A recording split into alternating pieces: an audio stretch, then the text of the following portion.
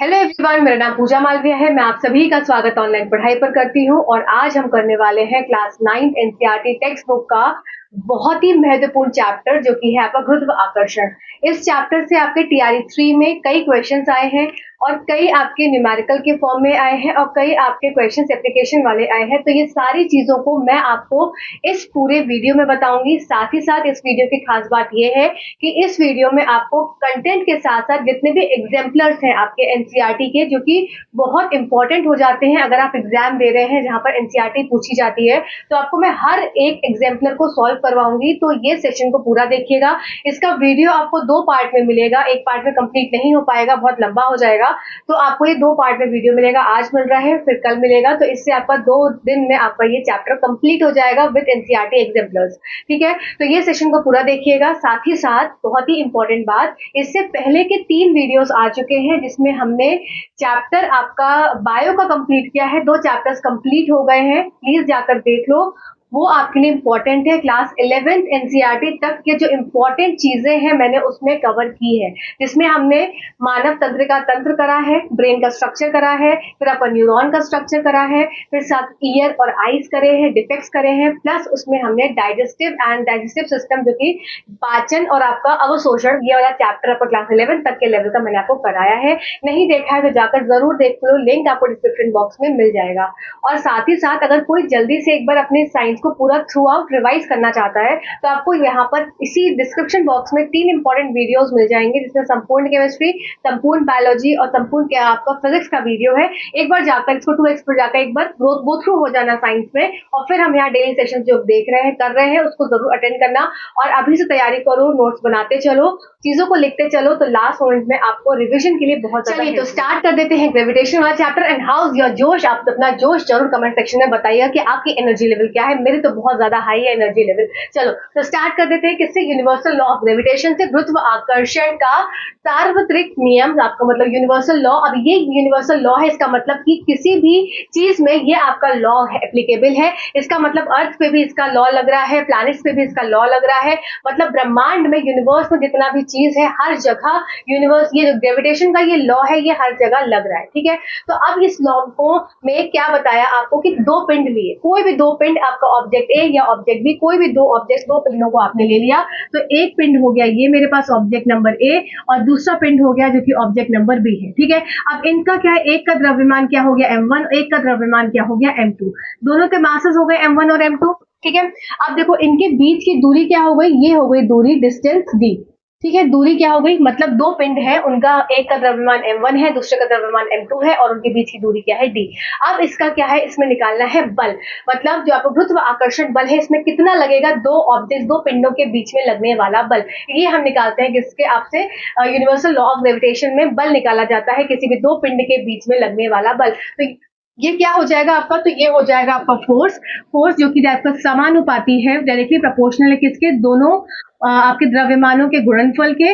और आपका ये क्या हो जाता है, ये इनवर्सली प्रोपोर्शनल हो जाता है किसके, डिस्टेंस, जो दोनों पिंडों के बीच की दूरी के क्या होता है, ये इनवर्सली प्रोपोर्शनल होता है। तो अब इन दोनों को अगर साथ में मैं मिला दूंगी तो मैं क्या लिख सकती हूँ, मैं यहाँ पर लिख सकती हूँ कि F जो हो जाएगा, ये F जो हो जाएगा ये बराबर हो जाएगा, या ये डायरेक्टली प्रोपोर्शनल हो जाएगा किसमें, m1 इंटू m2, मतलब दोनों द्रव्यमानों का गुणनफल अपॉन में d का स्क्वायर। अब ये प्रोपोर्शनल का साइन हटाएंगे तो क्या फॉर्मूला बन जाएगा, F is equals to g constant हो गया, m1 इंटू m2 अपॉन में d स्क्वायर। तो ये आपका फॉर्मूला आ जाता है किसका, आपका फोर्स, जो कि जो बल है, जो 2 पिंडों के बीच में लगने वाला बल, और किसका, गुरुत्वाकर्षण बल की बात हो रही है, फोर्स ड्यू टू ग्रेविटी वाली बात हो रही है, ग्रेविटेशनल फोर्स है। तो F क्या है यहाँ पर, तो F हो जाएगा आपका force of attraction between the 2 objects, 2 पिंडों के बीच में लगने वाला बल। ठीक है, 2 पिंडों के बीच लगने वाला आकर्षण बल हो जाता है आपका F। और G क्या है आपका, जो G यहाँ पर आया, G है आपका ग्रेविटेशनल कांस्टेंट या सार्वत्रिक गुरुत्वीय स्थिरांक, यूनिवर्सल ग्रेविटेशनल कांस्टेंट, सार्वत्रिक गुरुत्वीय स्थिरांक आपका यूनिवर्सल ग्रेविटेशनल कांस्टेंट, या इसको कांस्टेंट ऑफ प्रोपोर्शनैलिटी भी बोला जाता है, जिसकी वैल्यू क्या हो जाती है, 6.67 इंटू 10⁻11। अब इसकी यूनिट क्या हो जाएगी, इसकी मात्रा क्या हो जाएगी, किस तरीके से, देखो ऊपर क्या हो गया, ये आपका मास है, तो मास की यूनिट क्या हो जाती है, केजी हो जाती है, और डी है, डी स्क्वायर है, तो इसकी यूनिट क्या हो जाएगी आपकी मीटर, ठीक है। तो यहाँ पर केजी का स्क्वायर और मीटर, और इसमें क्या हो जाएगा, तो आपका यूनिट हो जाएगी न्यूटन। मतलब अगर इसको मैं सॉल्व करूं तो कैसे लिख सकते हैं इसको लिख सकते हैं, अगर आपको यूनिट नहीं याद है तो आप निकाल भी सकते हैं। तो क्या यहाँ पर है, F is equals to G m1 into m2 upon में आर स्क्वायर या डी स्क्वायर, ठीक है। हमने डी लिया तो डी ले लेंगे यहाँ पर। अब देखो इससे क्वेश्चन आपका किस तरह से आए ये भी मैं यहाँ पर आपको समझाऊंगी, तो इसमें रुके रहना, ठीक है ना। तो क्या हो जाएगा, इसमें जी की वैल्यू हमें निकालनी है, तो एफ इंटू डी स्क्वायर हो जाएगा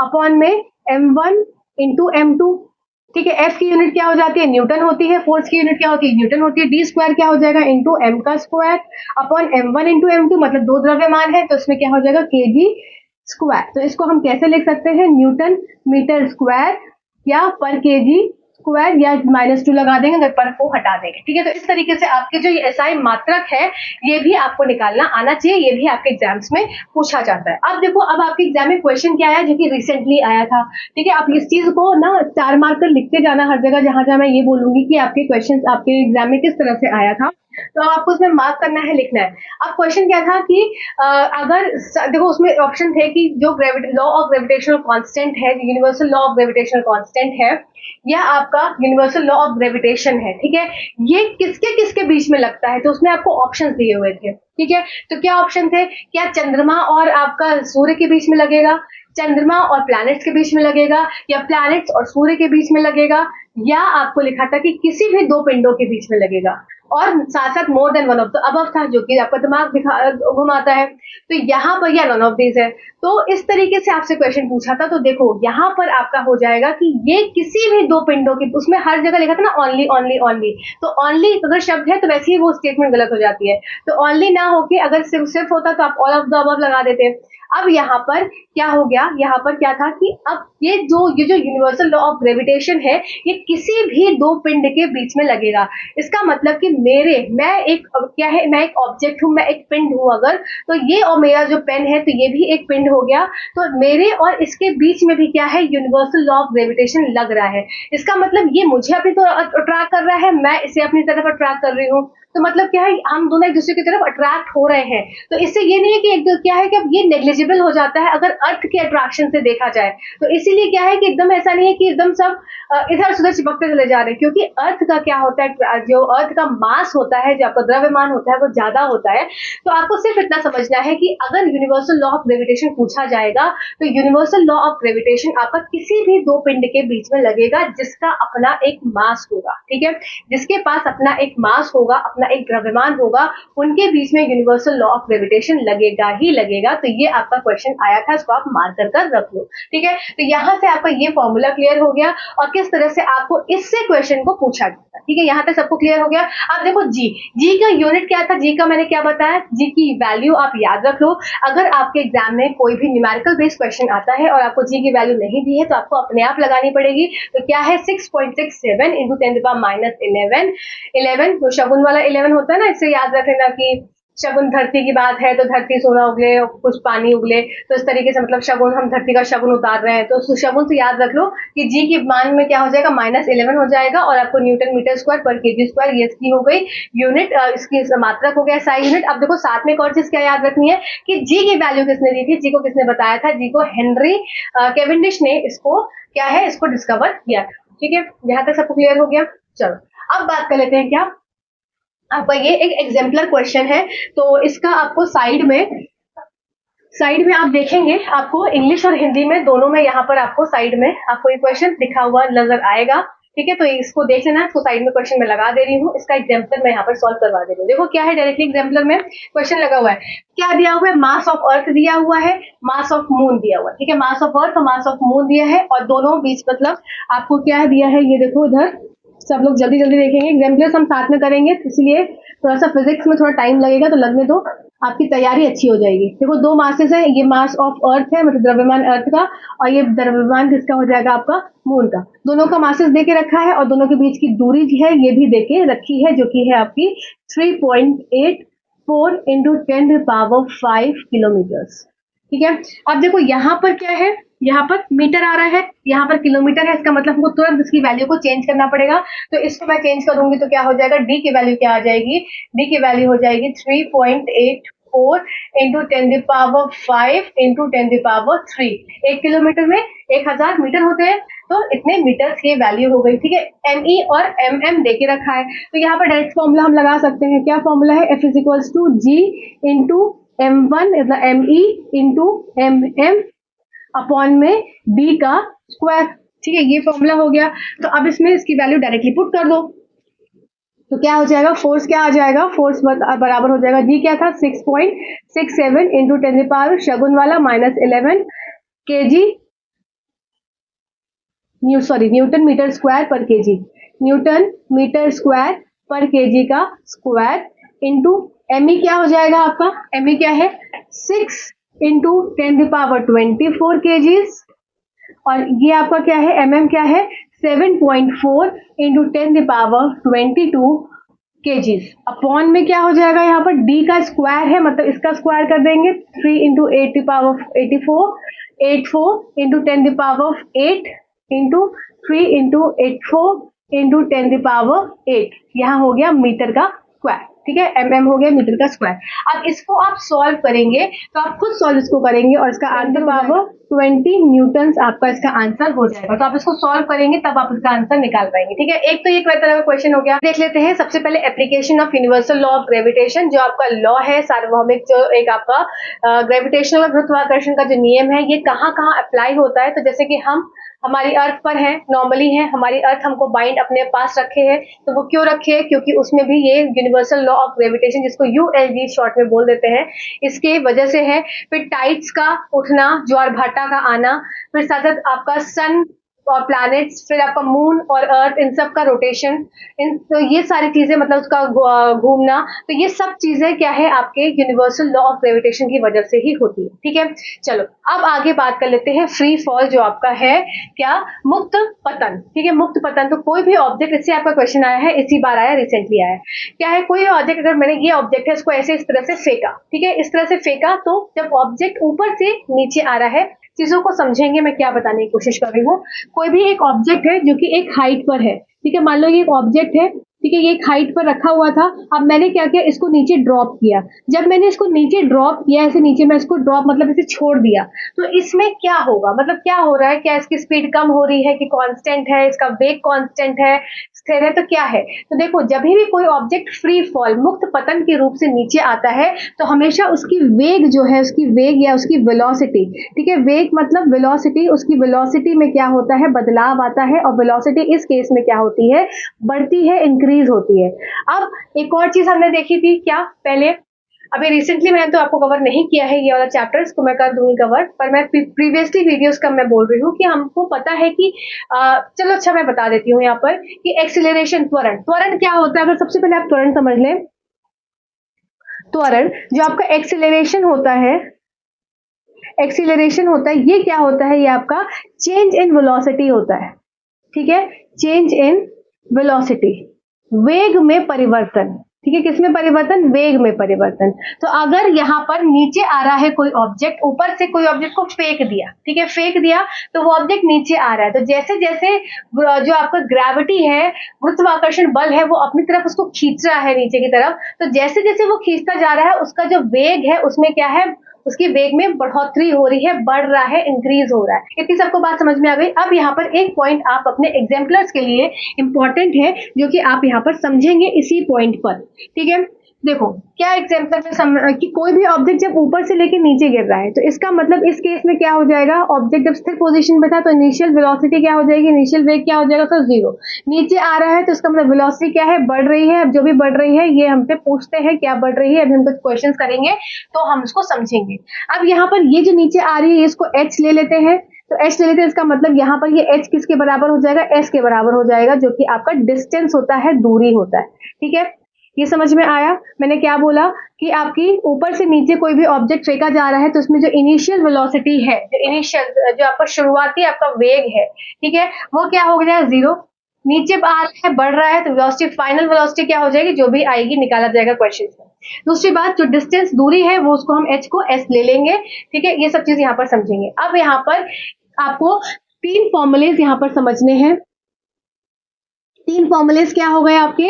एक तो हो गया v = u + at, हमने उसमें पढ़ा था मोशन में, s equals to ut plus half at square, v square equals to u square plus 2as। अब देखो इसमें क्या है, इसमें आपको जहां जहां आपको एक्सिलरेशन दिख रहा है, a दिख रहा है, वहां वहां आपका चेंज हो जाएगा क्या, v is equals to u plus gt हो जाएगा, s equals to ut plus half gt square हो जाएगा, v square is equals to u square plus 2gs हो जाएगा। ठीक है, तो जहां जहां आपका त्वरण है वहां पर अब क्या हो जाएगा, एक्सिलरेशन ड्यू टू ग्रेविटी, मतलब आपका त्वरण हो जाएगा, एक्सिलरेशन ड्यू टू ग्रेविटी हो जाएगा, टंग ट्विस्ट हो गया, सो सॉरी।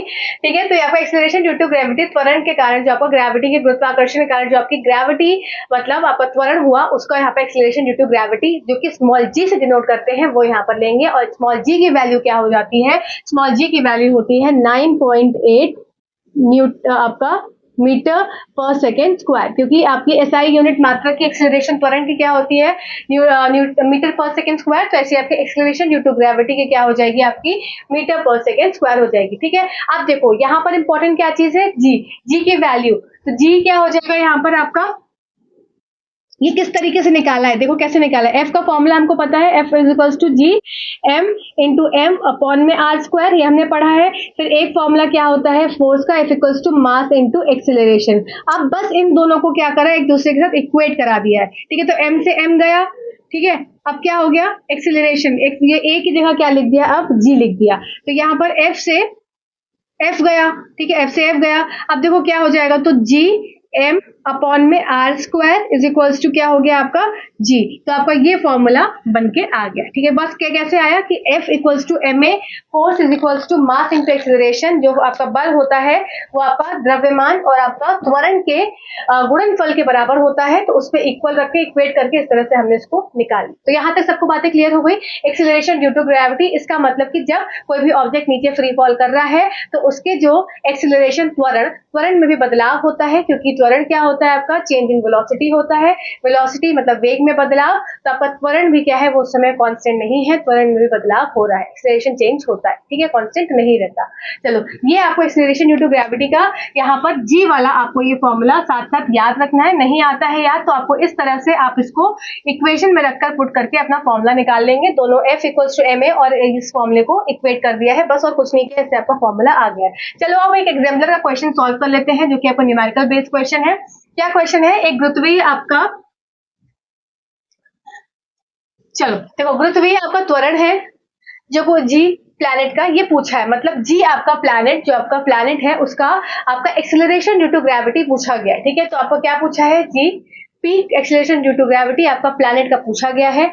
अब क्या क्वेश्चन में दिया है कि जो अर्थ का है, अर्थ का मास, ठीक है, अर्थ का मास m है, क्वेश्चन यही है कि अर्थ का मास m है। ठीक, अब प्लैनेट के मास में अर्थ का मास क्या हो जा रहा है, मतलब अगर अर्थ के मास का आधा है प्लैनेट का मास, क्या क्या कंडीशन दे दी, पहली कंडीशन दे दी कि अर्थ का अगर मास क्या है m है, ठीक है, अर्थ का मास m है, just a second marker change कर देती हूँ तो समझ में आएगा। अर्थ का मास m दिया हुआ है, ठीक है, प्लैनेट का मास क्या कर दिया me/2, मतलब मास ऑफ अर्थ का आधा कर दिया, ये गिवन है स्टेटमेंट। रेडियस क्या मतलब आपका ये जो आपका डिस्टेंस होता है d, इसकी वैल्यू है r, तो r कभी d लेते हैं कभी r ले लेते हैं ना, तो ये r है।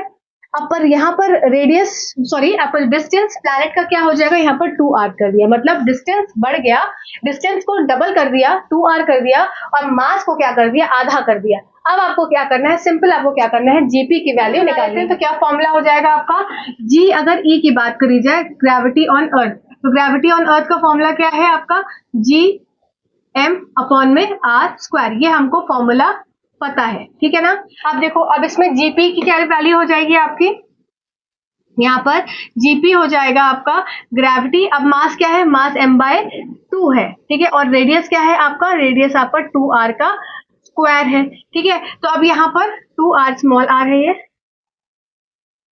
स्मॉल r, ठीक है, तो 2r का स्क्वायर। अब यहाँ पर इसको इक्वेट करेंगे तो क्या हो जाएगा, जी m/2 अपॉन में 4r स्क्वायर अपॉन में 1। ठीक है, अब देखो तो ये हो जाएगा जी m अपॉन में 2 इंटू 1 अपॉन 4r स्क्वायर, इसको हम ऐसे भी लिख सकते हैं जी m अपॉन में 8r स्क्वायर। अब ये किसकी वैल्यू आई आपकी, जीपी की वैल्यू आई, जीपी इक्वल्स टू हो जाएगा जी m अपॉन में आर स्क्वायर इंटू में 8। ठीक है, अब देखो जीएम अपॉन आर स्क्वायर क्या है, जीएम अपॉन आर स्क्वायर ये है, तो इसकी जगह मैं क्या इसको जीई लिख सकती हूँ, बिल्कुल लिख सकती हूँ। तो यहाँ पर जीपी क्या हो जाएगा, जीपी बराबर हो जाएगा आपका जीई बटे में 8।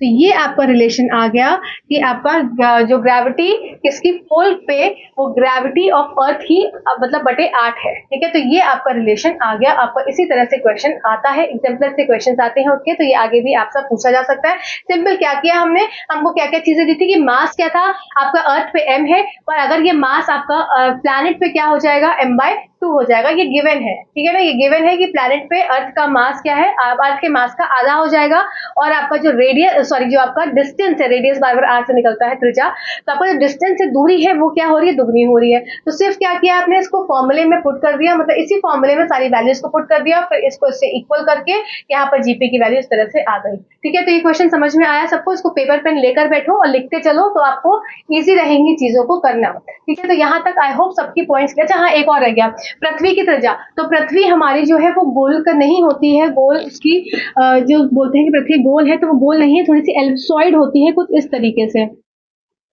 ना, कुछ इस तरीके से होती है। तो अब देखो यहाँ पर ये आपका सेंटर ऑफ अर्थ है। ठीक है, अब ये सेंटर ऑफ अर्थ से यहाँ की दूरी और यहाँ की दूरी, किसकी दूरी ज्यादा दिख रही है, ये आपका ध्रुव हो गया। ठीक है, ये ध्रुव हो गया, और ये आपका हो गया इक्वेटर, जिसको बोलते हैं क्या, विषुवत वृत्त। ठीक है ना, विषुवत वृत्त। तो आप देखो यहाँ पर क्या आपसे पूछा जाता है कि, तो मैं रफ कर देती हूँ, स्पेस मिल जाएगा अपने को। देखो ये हो गया आपका इक्वेटर। ठीक है ना, अब डिस्टेंस किसकी ज्यादा है, ये डिस्टेंस ज्यादा है ना।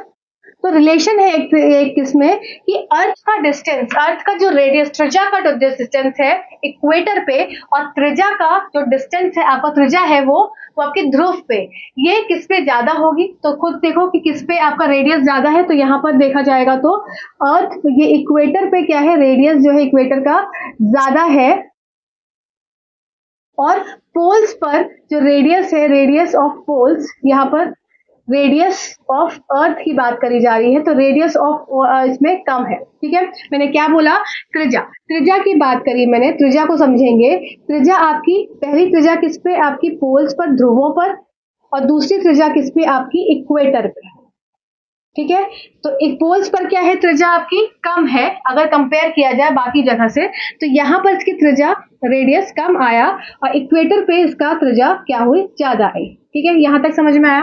अब देखो हमने क्या रिलेशन देखा था कि G is equals to G M upon में आर स्क्वायर। इसका मतलब कि यहाँ पर अगर समझो इस चीज को कि G का जो है, G is equals to G M upon में आर स्क्वायर, है ना, ये हमने देखा था। तो इससे ये समझ में आया कि G जो है आपका इनवर्सली प्रोपोर्शनल है किसके, R के स्क्वायर के, है ना, ये समझ में आया।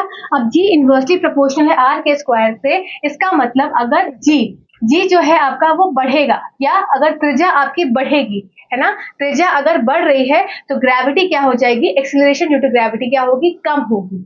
तो यहाँ पर क्या समझ में आया कि अगर इक्वेटर पर, यहाँ पर इक्वेटर पर त्रिज्या, रेडियस अगर इक्वेटर पर ज्यादा है, ठीक है, तो रेडियस अगर ज्यादा है तो ग्रेविटी G क्या होगा आपका, G का मान क्या हो जाएगा, कम होगा। ये बात यहाँ पर समझनी है। तो इसका मतलब इक्वेटर पे G का जो मान होता है ये कम होता है, पर ध्रुवों पर क्या होता है आपका, G का मान क्या होता है, ये ज्यादा होता है। ठीक है, ये आपको याद रखना है, ये आपसे पूछा जाता है स्टेटमेंट टाइप के क्वेश्चंस में। क्या मैंने बोला, फिर से समझो कि आपकी जो अर्थ है, जो धरती है, पृथ्वी है, वो एक गोलाकार ना होकर एलिप्सॉइड है, थोड़ी सी अंडाकार है, थोड़ी सी फैली चपटी सी है, ऊपर दोनों से दबी हुई है। अब तो इसका मतलब कि यहाँ पर ये इसकी त्रिज्या, ये त्रिज्या ज्यादा है, और ये त्रिज्या क्या है आपकी, कम है। जब ये त्रिज्या ज्यादा है, ये कम है, तो ये रिलेशन हमको पता है कि जो G है, एक्सीलरेशन ड्यू टू ग्रेविटी, ये इनवर्स प्रोपोर्शनल होता है किसके, आपके रेडियस के स्क्वायर के, ठीक है, आर के स्क्वायर के, ठीक है। जब ये मतलब रेडियस का स्क्वायर क्या हो गया, मतलब दूरी हो गई, ये दूरी की बात हो रही है। तो यहाँ पर दूरी ज्यादा है, अगर दूरी ज्यादा है तो उसकी ग्रेविटी क्या हो जाएगी, कम आएगी। किस पे, आपके इक्वेटर पे, आपके विषुवत वृत्त पे, और इसका उल्टा क्या हो जाएगा, ध्रुवों पर, जहां पर रेडियस कम है तो वहां पर आपका जी का मान क्या आएगा, ज्यादा आएगा। आई होप ये पॉइंट्स आपको क्लियर हो गए होंगे। अब एक और चीज आपको इंपॉर्टेंट याद रखनी है, ग्रेविटेशनल कांस्टेंट जो कि कैपिटल जी था, और एक्सीलरेशन ड्यू टू ग्रेविटी जो कि आपका त्वरण वाला है स्मॉल जी। तो एक्सीलरेशन ड्यू टू ग्रेविटी क्या है, कि बदल सकता है, बदलता है अलग अलग जगहों पर आपका जो ग्रेविटेशनल कांस्टेंट है ये हमेशा कांस्टेंट रहता है, यूनिवर्सली कांस्टेंट रहता है, इसकी वैल्यू कभी भी चेंज नहीं होती। यहां तक सबको बातें क्लियर हो गई हो, तो चलिए आगे चीजों को कंप्लीट करते हैं। अब हम करते हैं केप्लर्स के नियम को, ठीक है। यहां तक कंप्लीट हो गया ना। और ये जो फॉर्मुलेस, अच्छा यहाँ पे रब कर दिए मैंने, फॉर्मुलेस के मैं क्वेश्चंस आपको कराऊंगी, आपको स्क्रीन पर करा दूंगी, लैपटॉप की स्क्रीन पर। तो चीजें आप इसमें से जुड़े रहिए, चीजें आप तक होती रहेंगी, करते रहिए। चलिए आइए सीधा केप्लर्स के नियम, अब केप्लर्स के नियम देख लेते हैं। उसके बाद जो बचा हुआ चैप्टर है वो कल मैं कराऊंगी, विथ जो आपके एक्सरसाइजेस के क्वेश्चन है उसको मैं पीपीटी में करा दूंगी। तो आपका ये चैप्टर पूरा एग्जाम्पल्स के साथ कंप्लीट हो जाएगा, ठीक है। इसी तरह से अगला चैप्टर जो हम करने वाले हैं वो वर्क एनर्जी पावर वाला है, क्लास 9 एनसीईआरटी के ग्रेविटेशन वाले चैप्टर का अगला चैप्टर, ठीक है। तो चीजों को पढ़ के आओगे तो और अच्छे से समझ में आएंगी। चलो और देख लेते हैं। अब इसका पहला नियम क्या कहता है, जैसे कि आपकी जो अर्थ है वो आपकी एलिप्सॉइड है, कुछ इस तरीके से है, चपटी हुई है। तो चपटी हुई है, इसका मतलब कि इसका क्या है, दो फोकस होता है। तो अगर कोई भी प्लैनेट है, ठीक है, ये मान लो यहाँ पर एक प्लैनेट है, ये आपका प्लैनेट हो गया, ठीक, ये प्लैनेट हो गया। और इसका जो फोकस है, इसका फोकस कहाँ हो जाएगा, इसका फोकस आपका मतलब एक आपका एक एलिप्सॉइड वाले सर्कल में, एलिप्सॉइड में दो फोकस होते हैं, F1 और F2। तो दो फोकस है, मतलब फोकाई उसको बोलते हैं। तो एक प्लैनेट है, उसका अपना एक, जो यहाँ पर आपका जो सन है, तो सन क्या होता है, ये आपके एक फोकस पर प्रेजेंट होता है। यही यहाँ पर लिखा है, the orbit of a planet is an ellipse with the sun at one of the focus. तो मतलब ये एलिप्स किस पे है, एक सन के एक फोकस पर इसका है। प्रत्येक ग्रह की कक्षा एक दीर्घवृत्त होती है और सूर्य इस दीर्घवृत्त वृत्त के एक फोकस पर होता है। तो मतलब दीर्घवृत्त ये है आपका ऑर्बिट है, और ऑर्बिट का ये इसका क्या हो गया, फोकस हो गया। अब ये फोकस का यहीं पे क्या प्रेजेंट होता है, सूर्य होता है प्रेजेंट, ठीक है। ये आपका हो गया प्लैनेट, ठीक, ये बात अब क्लियर हो गई। तो फर्स्ट लॉ क्या है, लॉ ऑफ ऑर्बिट, यही बताता है कि दो फोकस होते हैं, एक और एक उसमें पूरे एलिप्सॉइड में। अब एक एलिप्सॉइड में दो फोकस है, तो जो सन है वो उसका एक फोकस पर प्रेजेंट होता है। उस एलिप्सॉइड के दो फोकस है, एक यहाँ पर एक यहाँ पर। तो सन क्या है, एक किसी फोकस पे स्थिर होगा, और प्लैनेट क्या होगा, इसके चारों तरफ इस तरह से घूमेगा, चक्र करेगा, ठीक है। तो orbit of a planet is an ellipse with the sun at one of the foci, ये इसका फर्स्ट लॉ बोलता है, ठीक है। नेक्स्ट क्या है, नेक्स्ट है आपका केप्लर्स का जो नियम है, इसका ये है लॉ ऑफ एरियाज। मतलब यहाँ पर अब आपका क्षेत्रफल का आपका नियम बताया जाएगा केप्लर्स लॉ में, केप्लर्स के नियम में। तो आपको क्या हो जाएगा, देखो इसमें क्या है, जैसे कि ये वापस से क्या बना दिया आपने, एक एलिप्सॉइड आपने बना दिया, एक गोलाकार न बन के इस तरह से बन गया।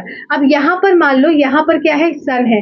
अब प्लैनेट, पहले प्लैनेट की पोजीशन ये थी, ठीक है, ये P1 हो गया, और यहाँ पर फिर प्लैनेट की पोजीशन क्या हो गई, P2 यहाँ हो गई।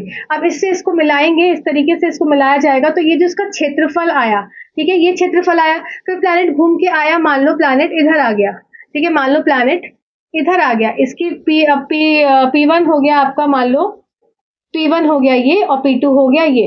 तो अब प्लैनेट का ये हो गया, ये क्षेत्रफल, तो ये एरिया हो गया, ठीक है। तो यहाँ पर ये बताया गया है कि जितना भी प्लैनेट आपका ट्रैवल कर रहा है इस तरह से इस ऑर्बिट में, तो वो क्या कर रहा है, हमेशा इक्वल एरिया कवर करता है। देखो अब इसको समझेंगे, जितना ज्यादा पास, समझो मेरी बात को मैं क्या बोल रही हूँ। लॉ ऑफ एरिया क्या बोलता है, क्षेत्रफल का नियम क्या बोलता है, कि हमेशा जब प्लैनेट मूव कर रहा है अपनी, ये प्लैनेट P1 P2 नहीं है, प्लैनेट की पोजीशन चेंज हो रही है, ठीक है, प्लैनेट एक ही है, प्लैनेट की पोजीशन चेंज हो रही है। P1 पोजीशन थी, ये P2 पोजीशन थी। तो जैसे ही प्लैनेट आपका P1 से P2 में गया, तो यहाँ से इसका क्षेत्रफल अगर निकाला गया तो इतना आया। इसी तरह से आगे बढ़ा, अब हमने यहाँ पर क्षेत्रफल निकाल लिया, इसका इतना आया। तो हमेशा क्या होगा, क्षेत्रफल क्या होगा, समय के हिसाब से क्षेत्रफल हमेशा एक सा रहेगा। अब कैसे क्षेत्रफल हमेशा तब समय के साथ एक सा हो सकता है, जब प्लैनेट, देखो यहाँ पर क्या था, ये आपका था सन, ठीक है ना, सन के चारों ओर चक्कर काट रहा है, ठीक है, सन के चारों ओर चक्कर काट रहा है। इसको रेड कलर से मार्क करो तो थोड़ा सा आपको डिफरेंस समझ में आएगा। ये हो गई, ये यहाँ पर क्या है, सन है आपका, ठीक है। सन, अब सन के चारों चक्कर काट रहा है, तो इसका मतलब जैसे ही प्लैनेट सन के नजदीक आया, मैंने क्या बोला, जैसे ही प्लैनेट सन के एकदम पास में आया, जब सन के एकदम पास में आता है तो उसकी स्पीड बहुत तेज हो जाती है। अब जैसे ही प्लैनेट सन से क्या होता जाएगा, अब यहाँ से यहाँ दूर होता जाएगा, तो मतलब अब प्लैनेट क्या है, सन से काफी दूर पर है, तो यहाँ पर इसकी गति कैसी हो जाती है, इसकी गति हो जाती है यहाँ पर धीमी, ठीक है। क्यों गति इसकी धीमी हो रही है और क्यों यहाँ पर गति इसकी तेज है, क्योंकि इसको सेम एरिया कवर करना है सेम इंटरवल ऑफ टाइम में, मतलब सेम उसको क्षेत्रफल लेना है सेम एक ही समय में। क्या यहाँ पर लिखा है, the line joining the planet and the sun sweeps equal area in equal interval of time. तो जो लाइन ज्वाइनिंग, ये जो लाइन, एक ये एरिया बना, ये आपका इस तरह से क्षेत्रफल जो बन गया, एक ट्राइंगल बन रहा है, क्षेत्रफल बन रहा है, तो इसका एरिया और इसका एरिया समान होना चाहिए। इसीलिए जब प्लैनेट सन के पास होता है तो एक तेज गति से यहाँ पे सट से से निकल जाता है, और जब यहाँ जाता है तो प्लैनेट बहुत धीरे धीरे जाता है, ठीक है। ये बात समझ में आई। सूर्य तथा ग्रहों को मिलाने वाली रेखा समान समय में समान क्षेत्रफल तय करती है, ये यहाँ पर लॉ ऑफ एरियाज बोलता है, ठीक है। ये बात समझ में आ गई। इसी तरह से अब आगे देखते हैं लॉ ऑफ पीरियड्स। तो लॉ ऑफ पीरियड क्या है, डायरेक्टली क्या है, जो टी स्क्वायर होता है आपका टाइम पीरियड के क्या होता है, डायरेक्टली प्रोपोर्शनल समानुपाती हो जाता है आपका औसत दूरी से। सूर्य से किसी ग्रह की औसत दूरी है ना, मेरे पास एक ये क्या है, ये मेरे पास एक एलिप्सॉइड है। अब यहाँ पर मेरे पास एक ग्रह है, और ये क्या हो गया, फोकस पे क्या प्रेजेंट है, आपका सन प्रेजेंट है, ठीक है। तो ये जो डिस्टेंस हो गई, ये आपकी आर हो गई, है ना, ये डिस्टेंस क्या हो गई, ये आपकी आर हो गई। अब क्या बोल रहा है, सूर्य से किसी ग्रह की औसत दूरी, यहाँ पर आपका प्लैनेट है, ये आपका सन है, का घन उस ग्रह के सूर्य के परिक्रमण काल के टी के वर्ग के समानुपाती होता है। तो आपका ये दूरी क्या हो गई, आपकी घन, ये क्यूब हो गया, और टी अपर जो टी हो गया, T square is directly proportional to R cube. ये आपका लॉ ऑफ पीरियड्स बोलता है, the cube of the mean distance of a planet from the sun is directly proportional to the square of its orbital period, ठीक है। Simple इतना समझ लो कि 3 law इन्होंने दिए केप्लर ने, इसके लॉ एक दो बार देख लेना, याद हो जाएंगे। पहला लॉ में क्या बोला था कि एक एलिप्सॉइड में, ठीक है, एक एलिप्सॉइड के ऑर्बिटल में 2 फोकस होते हैं। तो सन होता है वो एक फोकस पे प्रेजेंट होता है, और उसके चारों ओर प्लैनेट जो है रिवॉल्व करते हैं, ठीक है। तो क्या था, the orbit of a planet is an ellipse with the sun at one of the foci. एक फोकाई पे वो प्रेजेंट होता है, एक फोकस पे सन प्रेजेंट होता है, और प्लैनेट उसके आगे पीछे, मतलब ऐसे चारों ओर चक्कर काट रहे होते हैं, ठीक है।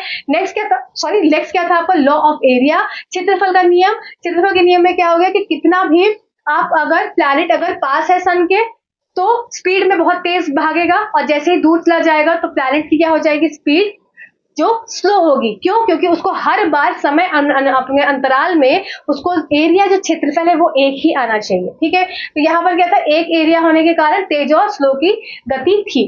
अब देख लेते हैं, अब लॉ ऑफ पीरियड्स में क्या था कि T square is directly proportional to R cube. ये रिलेशन डायरेक्टली याद कर लो, ऐसे ही पूछ लिया जाता है एज सच। तो जो आपका टी स्क्वायर मतलब जो समय काल है वो किसके समानुपाती है, आपके वर्ग के, सॉरी ये आपका घन के, आपके दूरी के घन के आपके समानुपाती है। तो मतलब हो जाएगा सूर्य के किसी ग्रह की औसत दूरी आर का घन उस ग्रह की सूर्य के परिक्रमण काल टी के वर्ग के समानुपाती होती है। तो यहाँ पर आपके लॉ ऑफ सारे ये केप्लर्स के लॉ खत्म होते हैं। अब बचे हुए चैप्टर है हमारे, कुछ चीजें, वेट और मास बचा हुआ है, फिर आपका लास्ट में बायोएंसी वाला बचा, ज्यादा नहीं बचा है, थ्रस्ट और प्रेशर बचा है, वो सब मैं आपको कंप्लीट करा दूंगी, प्लस आपको एग्जाम्पल्स करा दूंगी। तो ये सेशन आपको कैसा लग रहा है, आपको अच्छा लग रहा है, जरूर कमेंट करके बताइएगा, और आगे भी चैनल से जुड़े रहिएगा। Thank you so much for this video.